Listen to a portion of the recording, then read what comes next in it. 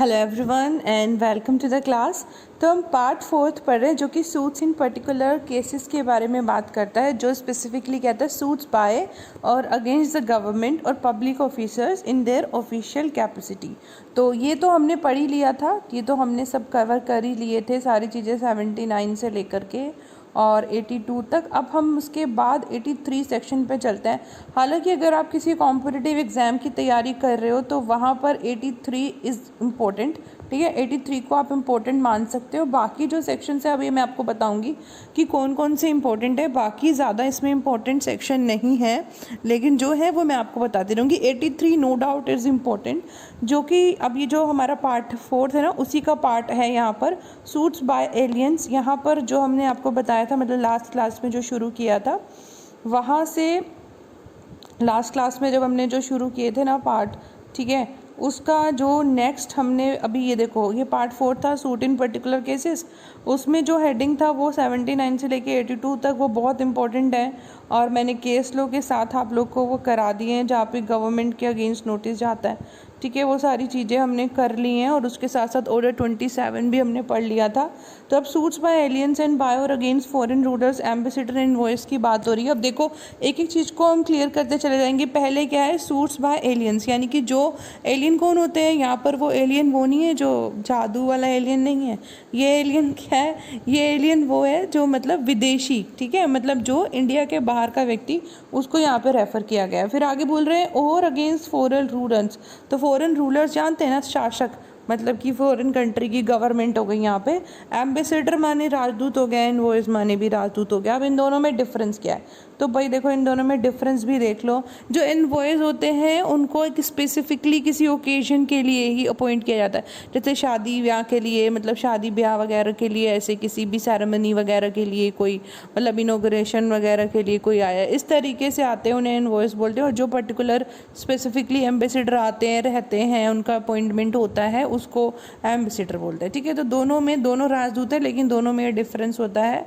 तो सेक्शन 83 आपकी exam point of view से इंपॉर्टेंट है। सेक्शन 83 कहता है वैन एलियंस में सू, देखो ये आता है एग्जाम में, मैं आपको सच बता रही हूँ, प्री में एग्जाम में आता है ये कि जो विदेशी हैं वो कब सू कर सकते हैं। अब यहाँ पर विदेशी की बात हो रही है, तो विदेशी दो हो सकते हैं, ठीक है ना, दो तरीके के हो सकते हैं। देखो इंडिया के इंटरनेशनल की जब हम बात करते हैं, इंटरनेशनल पॉलिटिक्स की बात करते हैं, तो कोई भी कंट्री हो, XYZ कोई भी कंट्री हो, तो सभी कंट्री का कोई ना कोई मतलब ऐसा होता है कि बहुत अच्छा मित्र है, कोई हो गया जिससे थोड़ा खटास चल रही है रिश्तों में, ठीक है। अब मैं नाम नहीं लूँगी वीडियो में, आपको अच्छे से पता है, ऐसे सब कंट्रीज़ का आपस में रहता ही है।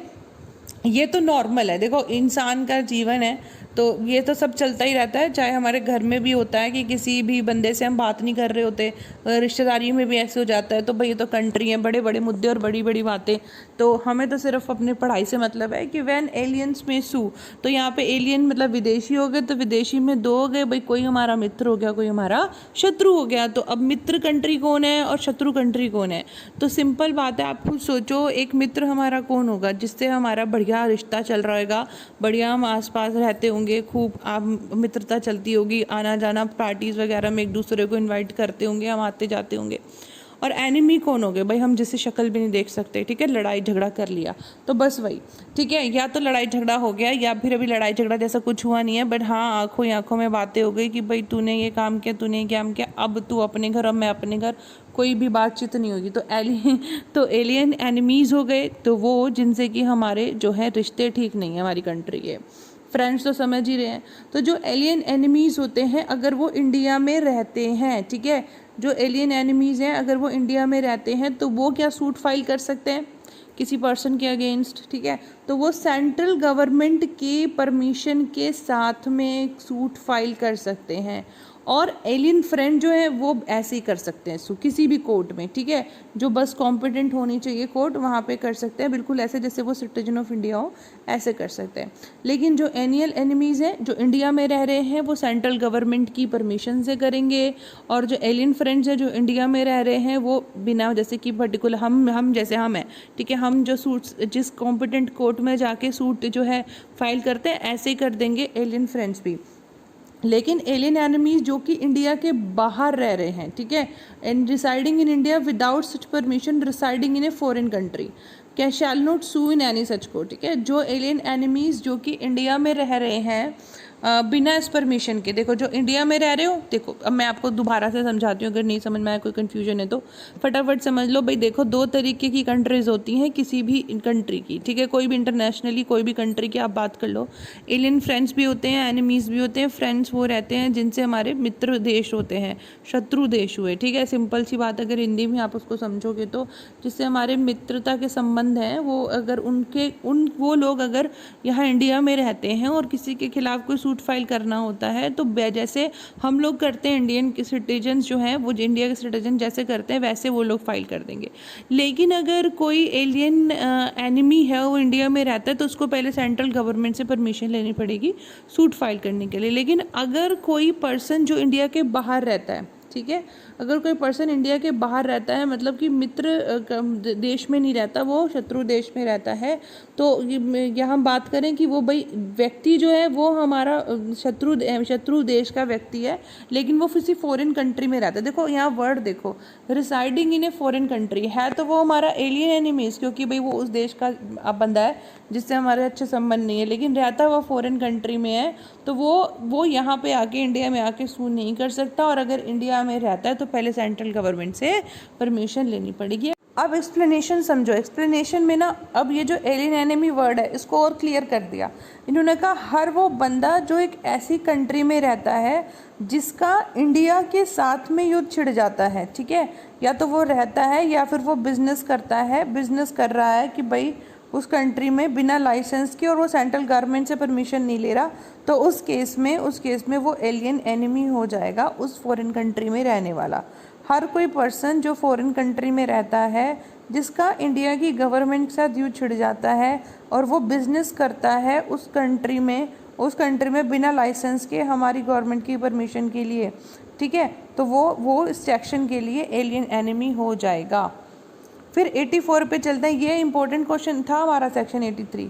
फिर 84 कहता है व्हेन फॉरेन स्टेट में सू, तो फॉरेन स्टेट कब सू कर सकते हैं, तो फॉरेन स्टेट जो है मतलब कि विदेशी राज्य जो है वो सू कर सकते हैं, डिस्क्रिशन है किसी भी कॉम्पिटेंट कोर्ट में, किसी भी कॉम्पिटेंट कोर्ट में सू कर सकते हैं। प्रोवाइजो कहता है कि अगर उस सूट का ऑब्जेक्टिव है प्राइवेट राइट को इन्फोर्स करना जो कि उस स्टेट के रूलर के हित में है, या फिर किसी ऑफिसर में वो प्राइवेट राइट है लेकिन वो पब्लिक कैपेसिटी में है, तो उसे आप सूट लेके आ सकते हो। कहने का मतलब ये है कि जो फॉरेन स्टेट है वो कब सू करेगा, मतलब विदेशी राज्य कब सूट फाइल कर सकता है कॉम्पिटेंट कोर्ट में आके यहाँ पे इंडिया में। तो यहाँ पे प्रोवाइजो में कह रहे हैं कि जब अगर रूलर कौन है, कंट्री का शासक है। तो मैं अभी आपको एक सेक्शन कराती हूँ मैं आपको 87A, तो उसमें आप अच्छे से क्लियर कर लो कि ये सारी शब्द, उसके बाद हम ये इसको फिर से पढ़ेंगे, ठीक है। तो 84 कहता है कि फॉरेन स्टेट सू कर सकता है किसी भी कॉम्पिटेंट कोर्ट में, फॉरेन स्टेट किसी भी कॉम्पिटेंट कोर्ट में सू कर सकता है, लेकिन प्रोवाइजो कहता है कि जो अगर रूलर को करना है, मतलब वहाँ का जो शासक है अगर वो सूट फाइल कर रहा है तो उसका जो ऑब्जेक्टिव होना चाहिए, ऑब्जेक्ट जो होना चाहिए वो उसका प्राइवेट राइट होना चाहिए, ठीक है, प्राइवेट राइट के बारे में होना चाहिए। लेकिन कोई और ऑफिसर कर रहा है उसी कंट्री का, तो वो पब्लिक कैपेसिटी में ही सूट लेके आएगा, वो प्राइवेट में नहीं लेके आ सकता। तो ये बातें हमें ध्यान रखनी है। मैं अभी आपको ये बताऊंगी 84, 85 मतलब 85 और 86। अभी मैं पहले आपको 87A बताती हूँ। देखो 87A कहता है फॉरेन स्टेट का क्या मतलब होता है, रूरल का क्या मतलब होता है। तो फॉरेन स्टेट का मतलब होता है कोई भी स्टेट जो कि इंडिया के बाहर है जिसको सेंट्रल गवर्नमेंट रिकग्नाइज कर लेती है, पहचान देती है कि भाई हाँ जी ये फॉरेन स्टेट है। और रूलर का क्या मतलब हुआ, रूरल का मतलब हुआ जो फॉरेन स्टेट हमने अभी डिफाइन किया है जिसको सेंट्रल गवर्नमेंट रिकग्नाइज करती है, तो वहाँ पर जो हेड ऑफ द स्टेट होता है उस स्टेट का मतलब हेड ऑफ द स्टेट हो गया, मतलब शासक हो गया, चाहे वो कोई भी गवर्नमेंट प्रेसिडेंट है, प्राइम मिनिस्टर है, जो head of that particular country है, तो उसको हमने यहाँ पे रूलर माना है। तो तो जो भी कोई कोर्ट है वो मतलब जब भी हम जो भी कोर्ट की बात करते हैं जो इंडिया में है, तो वो इंडिया की जो कोर्ट होंगी वो जुडिशियल नोटिस लेंगी। ये हम इंडियन एविडेंस एक्ट में भी पढ़ते हैं कि आप जुडिशियल नोटिस लेते हो। किसका नोटिस लेते हो कि भाई ये जो स्टेट है वो स्टेट है, उसको सेंट्रल गवर्नमेंट ने रिकॉग्नाइज़ किया है या फिर नहीं किया। आपको अच्छे से पता है ये जुडिशियल नोटिस लिए जाते हैं। अगर कोई पहले से ही अगर सेंट्रल गवर्नमेंट नोटिफिकेशन के थ्रू निकालती है कि भाई इनको हम रिकॉग्नाइज़ करते हैं, तो फिर वो जुडिशियल नोटिस ले लिया जाता है। कोर्ट क्या करती है, उसका जुडिशियल नोटिस, मतलब उसको आपको प्रूफ करने की ज़रूरत नहीं कि पर्टिकुलर कंट्री है दुनिया में, वो तो ऑलरेडी सेंट्रल गवर्नमेंट ने बताई हुई है, तो वो तो है ही, उसको आप मना ही नहीं कर सकते। ठीक है, फिर अब किसी पर्सन को सेंट्रल गवर्नमेंट ने हेड ऑफ द स्टेट घोषित किया है, तो वो व्यक्ति भी अगर माना है कि हाँ ये इस पर्टिकुलर कंट्री का ये हेड है, तो फिर उस केस में उसका भी प्रिजम्पशन यहाँ पर क्या चलेगा, वहाँ पर मतलब जुडिशियल नोटिस लेगी कोर्ट, वहाँ पर भी आपको एविडेंस देने की ज़रूरत नहीं है। तो जुडिशियल नोटिस ले सकती है एक तो जिसको कि यहाँ पर रिकॉग्नाइज करता है और सेंट्रल गवर्नमेंट, उसका भी, और जो रूरल होते हैं उनका भी। तो 87A हमें ये बताता है। तो 84 मेरे को लगता है आपको समझ में आ गया होगा कि फॉरेन स्टेट कब सू कर सकते हैं। फॉरेन स्टेट सू कर सकते हैं किसी भी कॉम्पिटेंट कोर्ट में। प्रोवाइजो कहता है कि जो ऑब्जेक्ट होता है अगर वो प्राइवेट राइट है रूरल का, तो वो लेके आ सकता है, और अगर जो ऑफिसर है उसका पब्लिक कैपेसिटी का कोई सूट है तो वो ला सकता है। तो 84 हमें ये कहता है। अब 85 को देखो, ये इतना इम्पोर्टेंट नहीं है बट फिर भी हम करते हैं, भाई सेक्शन है तो कर ही लेते हैं। ये कहते हैं person specially appointed by government to prosecute or defend on behalf of foreign ruler. अब इसको समझना, मैं फटाफट से आपको समझा देती हूँ क्योंकि इतना खास इंपॉर्टेंट है नहीं। देखो इसमें क्या होता है कि जो सेंट्रल गवर्नमेंट होती है वो रूरल और फॉरेन स्टेट, जो अभी हमने पढ़ा, मतलब head of the foreign state है, उसकी रिक्वेस्ट पे हेड ऑफ द जो स्टेट होगा, दूसरा स्टेट जो होगा फॉरेन स्टेट, उसकी रिक्वेस्ट पे क्या करती है, किसी भी पर्सन को प्रोसिक्यूट करने के लिए या फिर सूट को डिफेंड करने के लिए उस रूरल का अपॉइंट कर सकती है। सिंपल सबसे पहला जो हमारा सेक्शन 85 का सबसेक्शन 1 है वो ये कहता है कि सेंट्रल गवर्नमेंट फॉरेन स्टेट वाला, जो हमने भी अब 84 में क्या पढ़ा कि वो सूट फाइल कर सकता है, तो सूट फाइल तो कर रहा है, लेकिन उसको उसकी बिहाफ पे लड़ेगा कौन, तो वो सेंट्रल गवर्नमेंट को रिक्वेस्ट करता है कि भाई हमारे केस को लड़ने के लिए आप जो है किसी को अपॉइंट कर दीजिए। तो वहाँ पर सेंट्रल गवर्नमेंट फॉरेन रूरल की रिक्वेस्ट पर क्या करेंगे, एक पर्सन को जो कॉम्पिटेंट होगा सेंट्रल गवर्नमेंट के ओपिनियन में कि वो भाई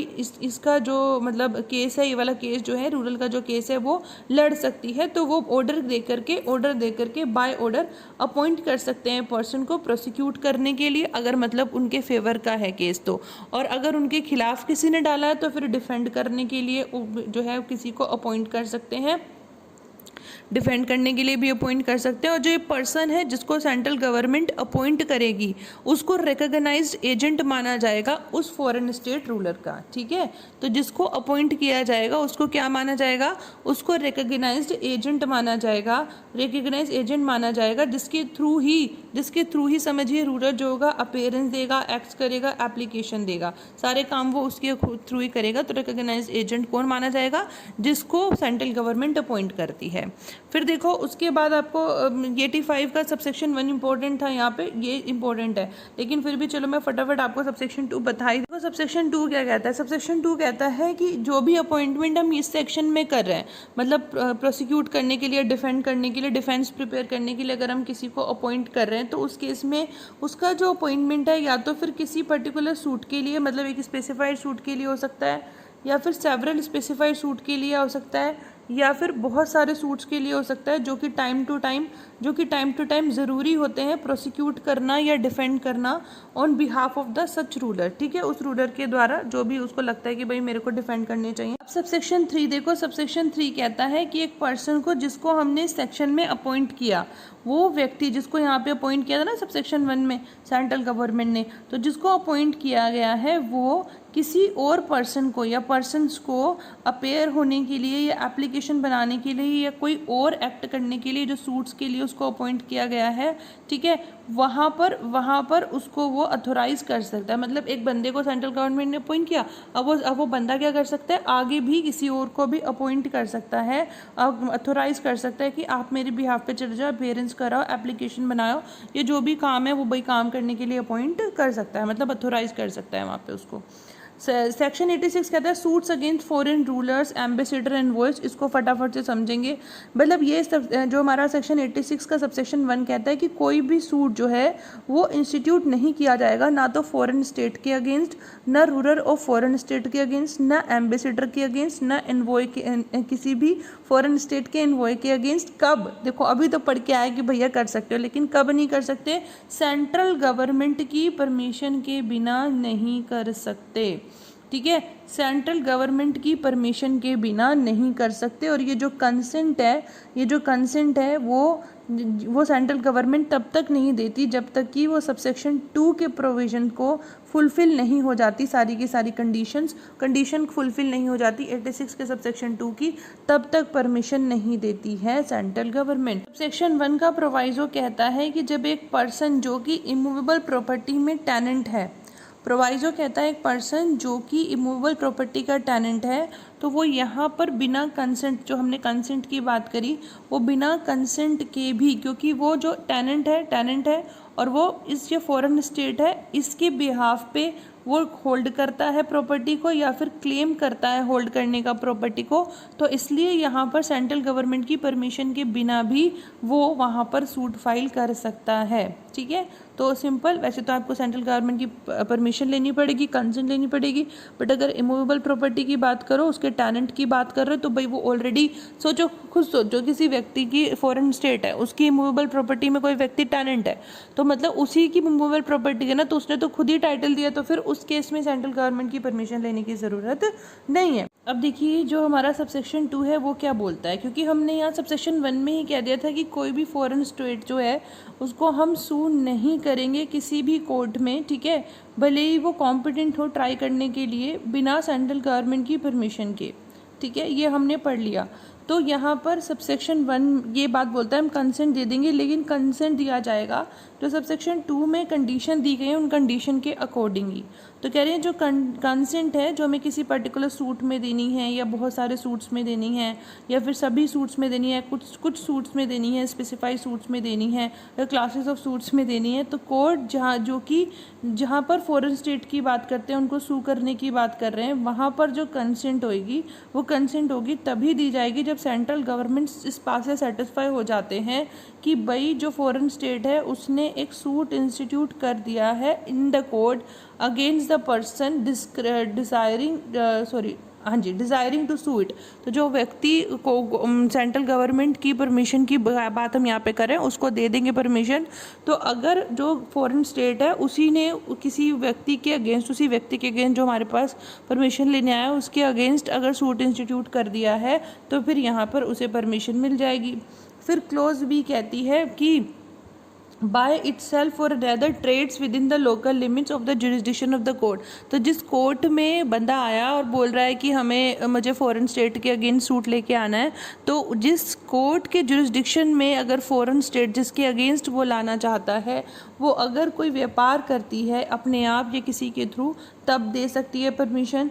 या फिर जो फॉरेन कंट्री है उसके पास जो पर्टिकुलर के कोर्ट में लाना चाहता है ना, उनके जुरिस्डिक्शन का में कोई इमूवेबल प्रॉपर्टी पजेस किए हुए है, ठीक है, कौन? फॉरेन कंट्री, ठीक है। फिर सिंपल बात है, फॉरेन स्टेट जो है वो पोजेशन में है इमूवेबल प्रॉपर्टी की, जो कि सिचुएटेड है उस लिमिट्स में जिसको जहाँ पर वो केस लाना चाहता है व्यक्ति और कंसेंट लेने के लिए गया है, और वो जो प्रॉपर्टी है उस प्रॉपर्टी के कंटेक्स्ट में ही वो सू करना चाहता है, या फिर मनी चार्ज कर जो है उसके ऊपर जो चार्ज लगे, पैसे चले हुए हैं, भार जो पड़ा है उसके लिए वो सू करना चाहता है, या फिर जो जो फॉरेन स्टेट है उसने खुद ही अपनी प्रिविलेज जो है इस चीज़ को ख़त्म कर दिया कि ठीक है कंसेंट लेने की ज़रूरत नहीं है, मेरे खिलाफ सूट ले आओ, तो एक्सप्रेसली और impliedly waive the privilege according to by this section, तो फिर वहाँ पे वो प्रिविलेज के बिना भी मतलब बिना कंसेंट के चले जाएंगे। अब यहाँ पर कह रहे हैं सबसेक्शन 3 कहता है कि जब सेंट्रल गवर्नमेंट की परमिशन की बात हो रही है तो सेंट्रल गवर्नमेंट की परमिशन के बिना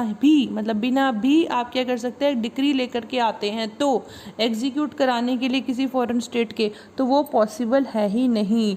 मतलब कि सिंपल कह रहे हैं कि अगर कोई डिक्री आ भी जाती है किसी फॉरेन स्टेट के खिलाफ किसी केस में, तो उस केस में बिना सेंट्रल गवर्नमेंट की परमिशन के बिना उस डिक्री को एग्जीक्यूट नहीं किया जाएगा। ठीक है। फिर सबसेक्शन 4 बताता है कि जो भी हमने प्रोविजंस अभी पढ़े 1 से लेके और 3 तक, उनमें किन किन को इंक्लूड किया गया है।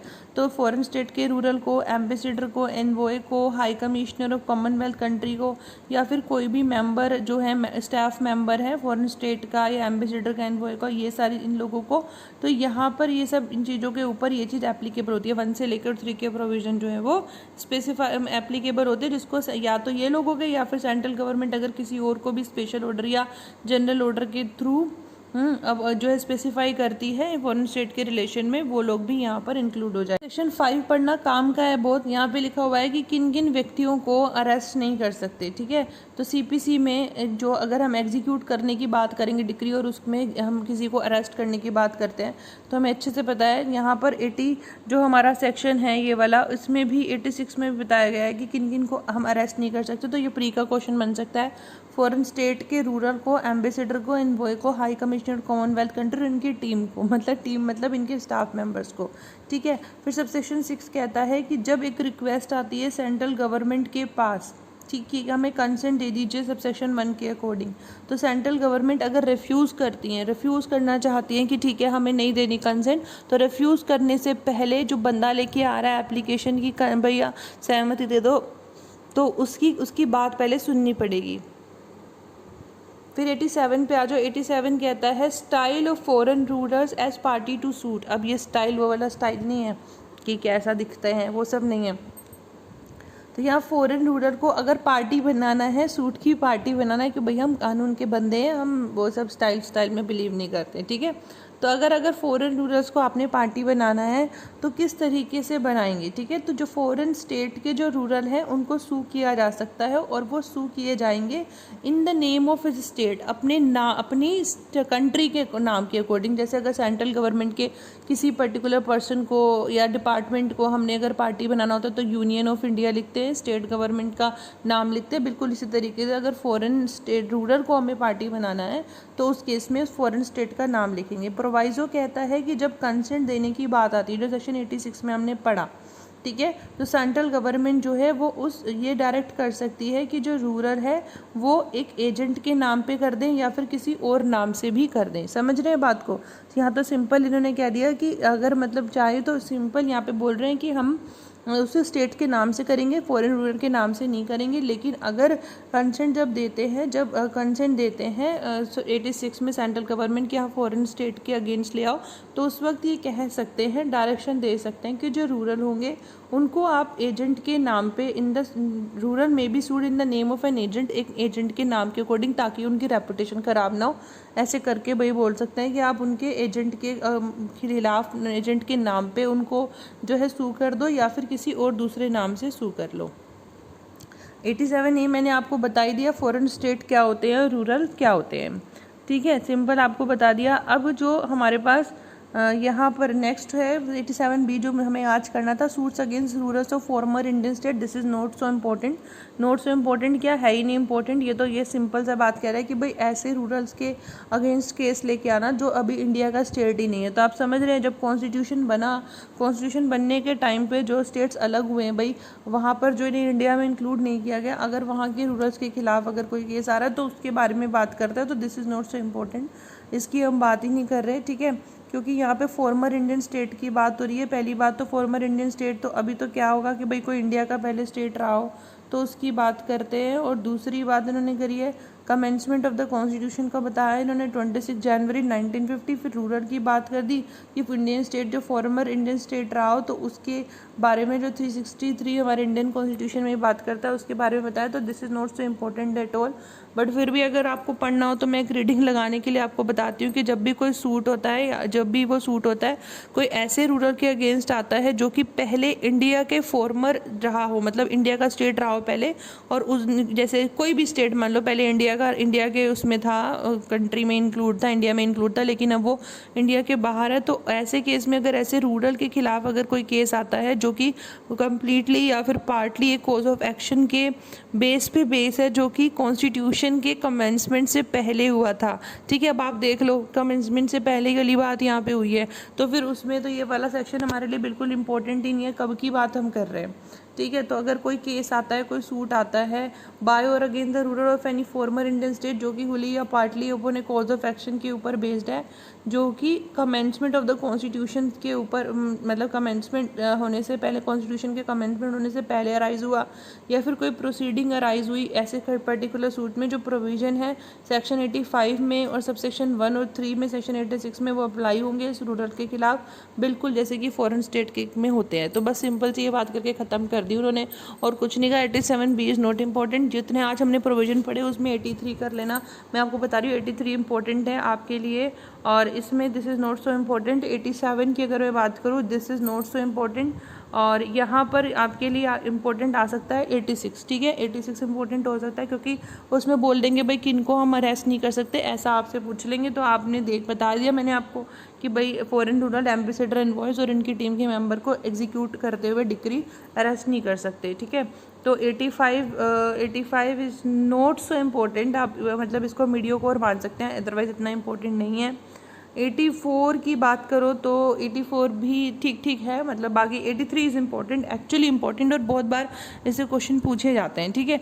तो आप ये देख लेना सेक्शंस मैंने आपको पढ़ा दिए, और मैं आपको बताऊं बिफोर यू एंड क्लास में आपको बताना चाहती हूँ कि जितने इंपॉर्टेंट प्रोविजन थे CPC के मैंने ऑलमोस्ट आपको कवर करा दिए हैं, और जो थोड़े बहुत रह गए हैं वो भी with in this month I will be covering, और उसके बाद फिर हम नेक्स्ट जो मंथ से नेक्स्ट अपने सब्जेक्ट स्टार्ट करेंगे। आप CPC के रिवीजन करते रहना, बिकॉज अगर रिवीजन नहीं करोगे तो भूल जाओगे, ठीक है। Thank you so much for listening, thanks a lot, keep learning and keep smiling.